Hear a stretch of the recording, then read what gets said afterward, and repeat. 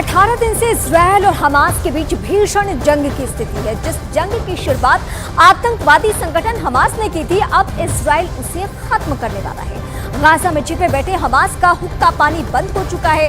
दाने दाने के लिए तरस रहा है हमास। अब बंदूकों के नाम पर सौदेबाजी कर रहा है। हालात तो ये बन चुके हैं कि गाजा के अस्पतालों में अंधेरा छाने लगा है। डीजल खत्म हो चुका है और बिजली सप्लाई भी पूरी तरीके से बाधित है। बड़ी बात तो ये निकलकर सामने आ रही है कि रफाह बॉर्डर पर रसद से भरे ट्रक गाजा की मदद के लिए तैयार खड़े हैं, लेकिन इजरायल ने साफ कह दिया है किसी भी कीमत में हम मदद नहीं करेंगे जब तक कि सारे लोग छोड़े नहीं जाते हैं।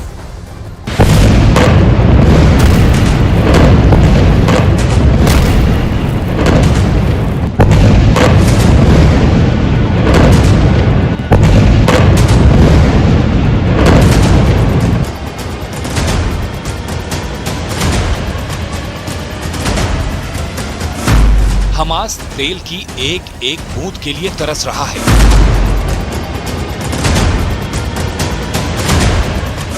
तेल का आपातकाल हो गया है। हमास अब बंधकों का सौदा करने लगा है।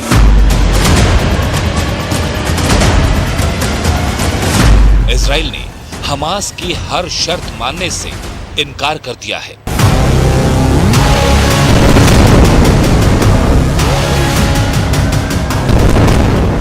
दिन से जारी युद्ध में गाजा बर्बाद हो चुका है।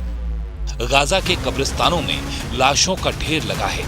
हालात लगातार बिगड़ते जा रहे हैं और अब इजराइल ने हमास का नामो निशान मिटाने के लिए उसका हुक्का पानी बंद कर रखा है।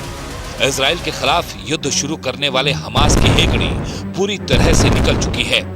हमास का कहना है कि उसके पास अस्पतालों तक को देने के लिए बिजली नहीं बची है। बिजली सप्लाई बाधित होने से सभी अस्पताल बंद हो रहे हैं और सबसे बड़ी बात, गाजा में अब ईंधन भी खत्म होने वाला है।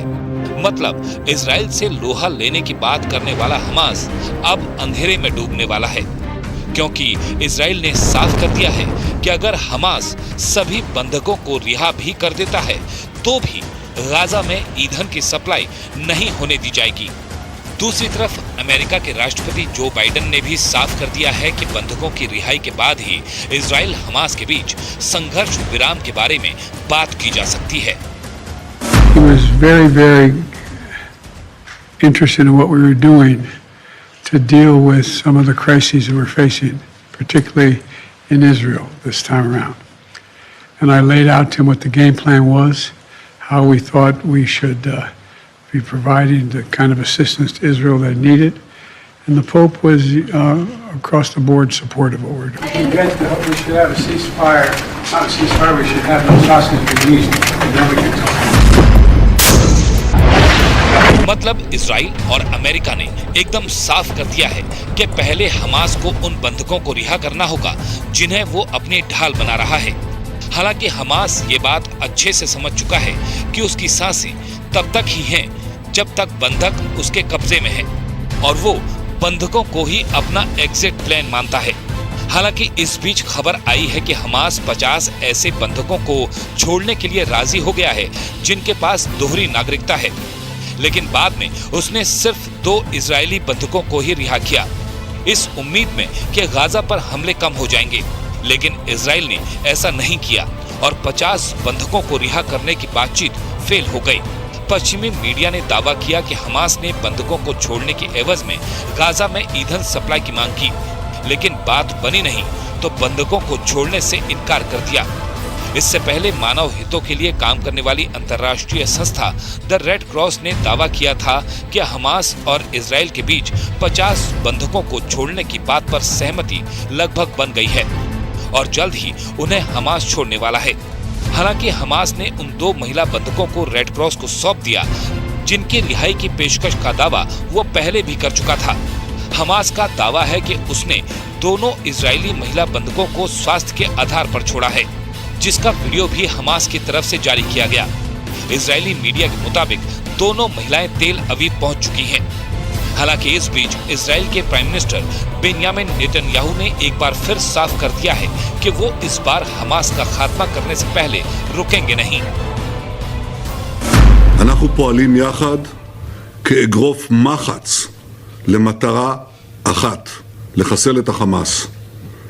אנחנו נותנים גיבוי זה לזה, ואנחנו נותנים גיבוי לצבא ההגנה לישראל, ללוחמים שלנו, למפקדים שלנו. ואני מבקש אזרחי ישראל שתדעו דבר נוסף. אנחנו מקבלים את ההחלטות כאן ובקבינט לניהול המלחמה פה אחד. אנחנו עושים את זה באחריות רבה, אנחנו עושים את זה גם בחרדת קודש. אנחנו נלחמים יחד ואנחנו ננצח יחד. इजराइल और हमास में जारी जंग के बीच इस वक्त गाजा में अस्पतालों की हालत बेहद खराब हो चुकी है। फिलिस्तीन के स्वास्थ्य मंत्रालय ने दावा किया कि गाजा में स्वास्थ्य व्यवस्थाओं का इतिहास में इतना बुरा हाल कभी नहीं हुआ। सीमाएं बंद होने और इजराइल की तरफ से लगातार हो रहे हमलों की वजह से गाजा में जरूरी चीजों की किल्लत बढ़ती जा रही है। अल अरबिया न्यूज चैनल ने दावा किया कि गाजा में बने इंडोनेशिया के एक अस्पताल की बिजली ठप हो गई क्योंकि उसके पास ईंधन खत्म हो गया और इजराइल ने साफ कर दिया है कि अगर हमास सभी बंधकों को रिहा भी कर देता है तो भी उसे ईंधन नहीं दिया जाएगा।